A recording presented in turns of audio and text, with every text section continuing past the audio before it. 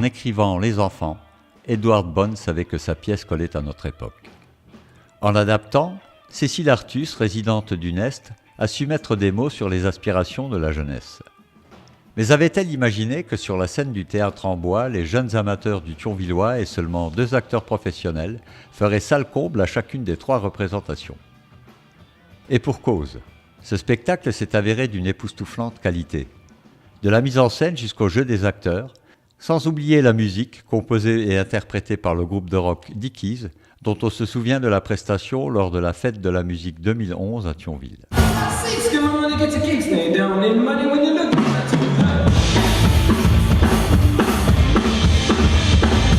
T'es qui toi? C'est chez nous ici, on t'a pas invité. J'explore. Va explore ailleurs, t'es pas d'ici.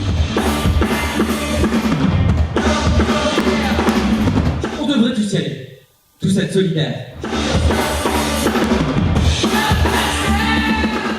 Accompagné par de nombreux parrains financeurs, l'ambitieux projet porté par Cécile Artus a su fédérer de nombreuses instances et associations locales, sollicitées pour étoffer le scénario original de témoignages recueillis sur la thématique « Être jeune et vivre à Thionville ».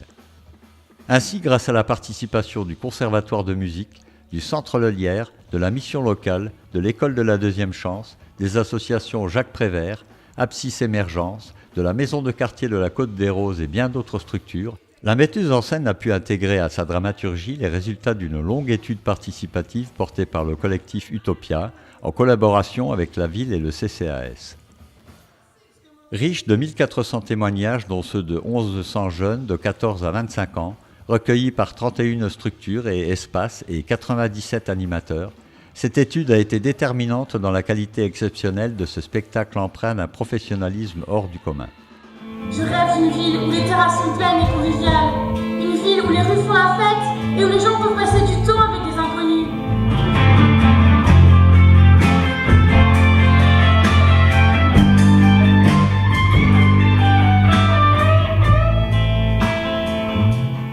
Regardez. Les silhouettes noires à l'horizon. À l'issue de la représentation du 17 mai, un débat autour de la pièce était animé par le journaliste critique et pédagogue Stéphane Gilbard, lui aussi profondément impliqué dans un projet dont le but est la prise de conscience par le théâtre, permettant d'agir sur le monde réel. Mais pour lui, c'est bien clair, ce théâtre-là est plaisir.